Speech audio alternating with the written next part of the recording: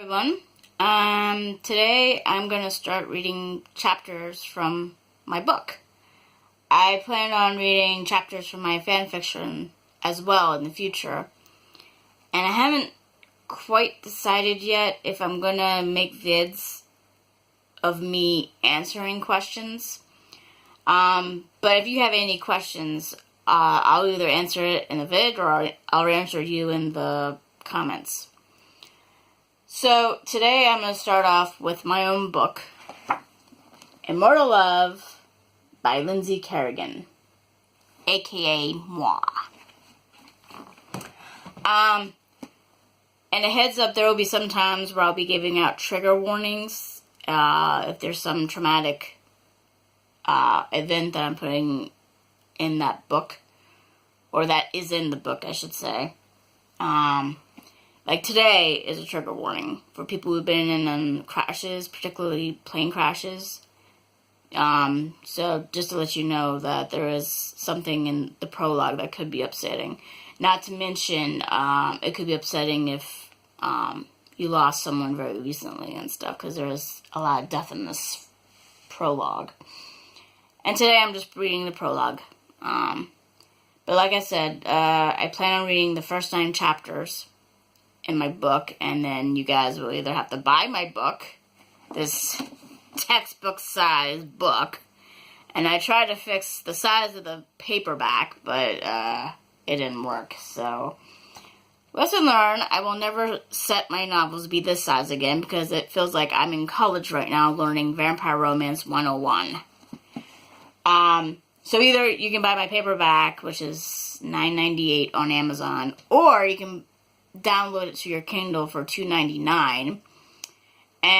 But there will be times where you can download my story to your Kindle or Kindle app for free, and I'll let you know when that's happening. Alright, so let's start. And a heads up, I'm not the best talker in the world. I do have some slight speech problems, so just putting it out there and stuff. So hopefully you can ignore it, but I can't guarantee anything. So, let's start, and I'll just give you all the disclaimer of copyright. I'll let you guys read it. Or somewhat. I'm also not the best camera person in the world. Just letting you guys know. Okay, let's start off with the prologue. Genevieve Nolan let out a gasp of shock as icy water surrounded her. The cabin was quickly filling up with water. She had unfastened her seatbelt as fast as she could. Then she whipped her head towards the window seat next to her, where her husband Chris had been sitting. He had been holding their 6-month-old daughter, Dana. Fear hit her like a baseball bat when she saw that the water level was past his stomach while it was now up to her chest. Her baby was underwater since Dana had been sitting on her father's lap. She gave a small cry at the same time as her hands dove under the water to search for the baby. As much as she patted and prodded her husband's lap, she couldn't feel her daughter's soft body.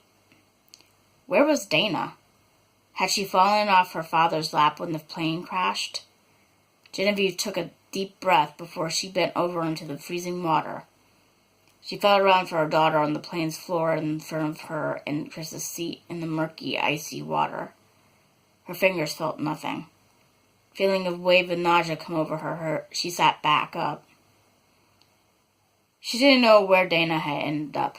Was it possible that her daughter had gone beneath the seat in front of Chris's? Or further down the plane as the fuselage was now at a steep angle? Did she have enough time to swim deeper into the water to find her child? Or would she have a hard time because there were bodies in the way? Or actually, there would be bodies in the way. The most important question, would her daughter still be alive at this point? She knew from reading baby books to never submerge an infant or an older baby in water because they could die from water intoxication. If her daughter wasn't anywhere near them, there was a good chance she was already dead. That idea filled her with grief until another thought crossed her mind. Maybe before the cabin began to fill with water, Another passenger, who had survived the impact, had seen Dana in Chris's lap and saved the baby. That gave her more hope. Unfortunately, that hope was squashed when Chris crossed her mind. She had to check on Chris. He was still unconscious. There was a deep gash on his right eyebrow, and blood trickled down his face. She felt a chill, which had nothing to do with the freezing temperature of the water, when she saw that his lips were blue. With a shaky hand, she reached out and checked her husband's pulse. There wasn't any. He probably died on impact. For a brief moment, she was tempted to stay in her seat while the plane sank deeper into the depths of the river. However, Chris's spirit must have been around because she aborted that idea without any hesitation. She brushed her fingers down her husband's cheek as a way to say goodbye to him before she pushed off the seat. Pain exploded in her left wrist. She winced. She couldn't cry out or water would fill her mouth. She looked above in the murky water and saw light. That meant that the tail section of the plane had come off. She swam towards the opening. Her heart rejoiced as she swam out of the cabin. However, she had to get to the surface or she would drown. She swam as hard as she could, fighting the drag that the plane created as it sank deeper. She gasped for air as she broke the surface of the water. Precious air rushed into her lungs. The air was icy cold as the river. Her teeth started to chatter. She felt extremely nauseous. She felt sore in every nook and cranny of her body. Her wrist hurt like hell, worse than before she left the fuselage, because she ignored the pain while she swam to the surface. It felt like she had broken or sprained something in her wrist. Using one arm, she treaded water for a bit to assess the situation. The tail section of the plane bobbed in the water. Part of it was sitting on ice. The air was thick with the smell of jet fuel. Inhaling the fumes made her feel more nauseated. Her eyes stung too. She felt something sticky near her eyebrow. A couple of people were holding onto the wreckage. Was this all the people who had survived the crash? She slowly did a 360 turn in the water to see everything around her. She didn't see any other wreckage from the plane. She didn't see any other survivors. She saw the shore covered in snow and the river covered in thick ice, with a large hole that the plane had made. Beginning to feel numb, she swam to the wreckage of the tail. A man reached out to her and pulled her to him. He had brown hair, blue eyes, and looked to be in his late 30s to early 40s. "It is okay, miss," the man told her softly. "You're safe." From drowning, she thought dryly. She wasn't safe from hypothermia. If they didn't get rescued soon, they would all die. "Looks like you have a nice cut there on your eyebrow," the man remarked as he brought her closer to his body and pressed her up against the wreckage. He kept a firm arm around her. She dabbed at the cut and gasped in pain. "Where's my daughter?" she asked weakly, looking around the wreckage if she could see anyone holding Dana. "I don't know," the man replied, as his arm tightened slightly around her. "Maybe she is on the other side of the bridge." She wished she could believe it. However, reality began to hit her when she realized that the river still had ice on it beneath the bridge. "What's your name?" the man asked her, his voice cutting into her somber thoughts. "Genevieve," she replied. "What is yours?" "Andy." "It's nice to meet you, Andy." It seemed like hours before they heard the sound of sirens, which split through the silence that surrounded the river. Emergency vehicles had finally arrived on the scene. She felt her heart rejoice. They were finally going to be rescued. Yet, there was a problem. The rescue boats couldn't navigate through the ice. Her heart sank again. She was going to die. She was already shivering uncontrollably. It was only a matter of time before she would succumb to hypothermia. Tears began to run down her face. It seemed like she was going to be joining Chris and Dana after all. As she was beginning to accept the stark truth that she was about to die, the sound of choppers filled the air. One chopper was from the Coast Guard, and the other was from the park police. She hesitated about rejoicing this time because they still needed to get her and the others out of the water. One of the rescuers from the Coast Guard chopper threw down a lifesaver in a line. Andy grabbed the lifesaver and put it on her. When she was secure in the lifesaver, as well as another woman on the line, the helicopter began to pull them away from the wreckage. She held on for dear life as the chopper dragged her and the other woman across the icy river towards the shore. She prayed that she wouldn't let go. Her hands were almost completely numb now. The cold air whipped at her face. She felt her ears ringing as waves of nausea hit her again. She was on the verge of passing out. She began to close her eyes as she was losing consciousness, but she roused herself to stay awake. She didn't want to go down into oblivion until she knew she was safe. She was afraid that she might lose her grip and fall on the ice, or back into the icy. Let me do that part again. She was afraid that she might lose her grip and fall on the ice or back into the river if she became unconscious again. Relief spread through her when she was being lowered into the welcoming hands of the emergency workers. Between being put on the stretcher and the ambulance pulling away from the shore, everything had been a blur. The paramedics asked her questions as she kept slipping in and out of consciousness. She heard the door of the ambulance closed. Rather than struggle with the darkness that was overcoming her, she surrendered to it blissfully. Next, we have part 2 of the prologue. It was 4 o'clock in the afternoon. Lucian Black had 2 more hours to go until the sun set. He was sleeping the rest of his kind. It was a state of oblivion, as there was nothing to see but darkness. It used to frighten him as a fledgling when the dark slumber overtook him, his soul being swallowed up by the darkness. I just noticed that darkness written a lot in there. Sorry about that. Now, being an ancient, he was used to it. He had never dreamed about anything since he was turned all those centuries ago. Then, out of nowhere, he heard a faint voice. He scanned his surroundings. There wasn't anyone present on the premises. He heard the voice again. The tone of the voice tore at his heart. Well, what remained of his heart to be exact. Sorrow and fear hugged the voice, which was female. The voice cried out, "Where am I?"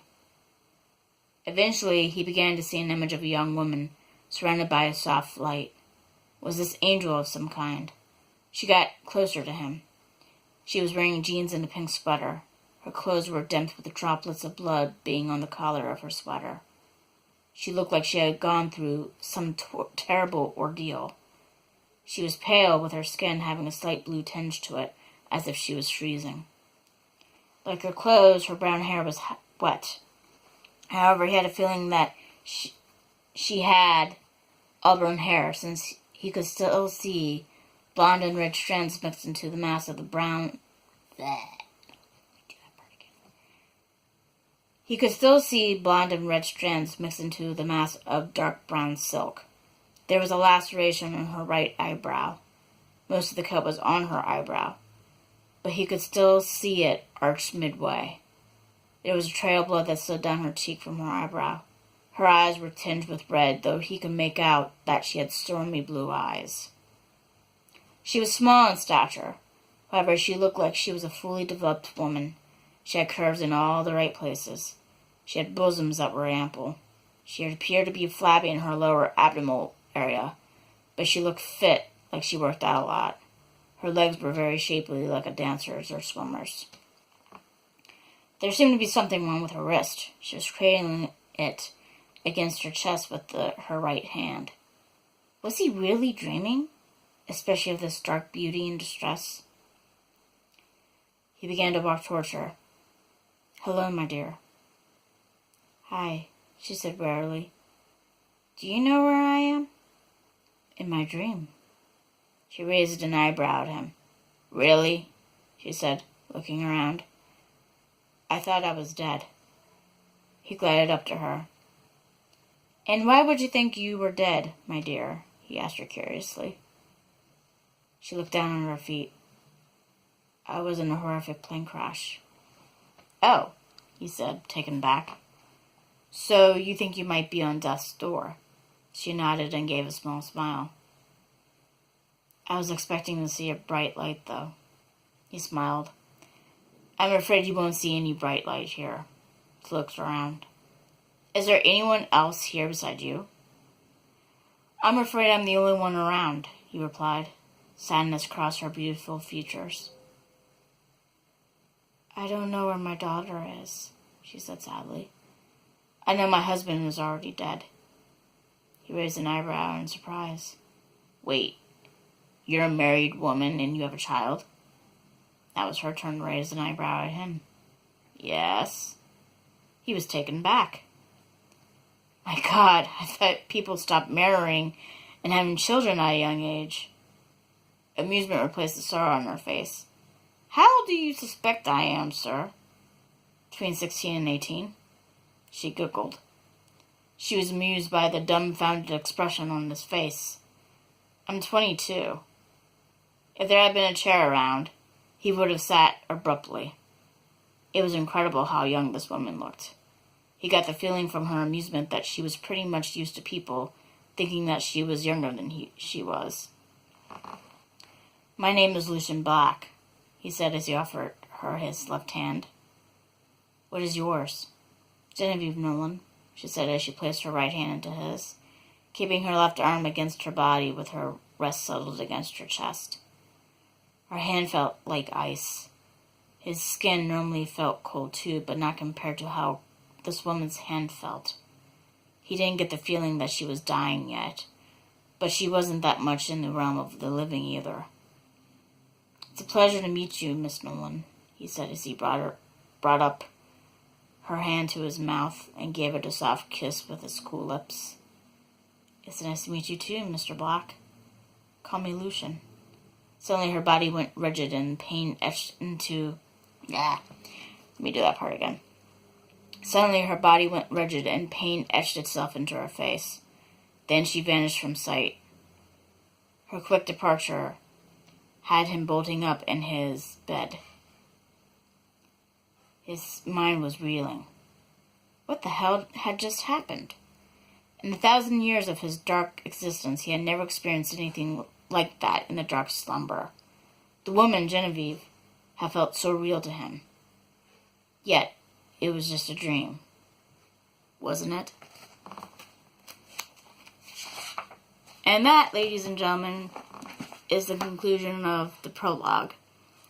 I don't know when exactly I'll do the first 2 chapters, but it'll be soon. So, if you have any questions or anything, leave it in the comment section. Alright? Bye-bye.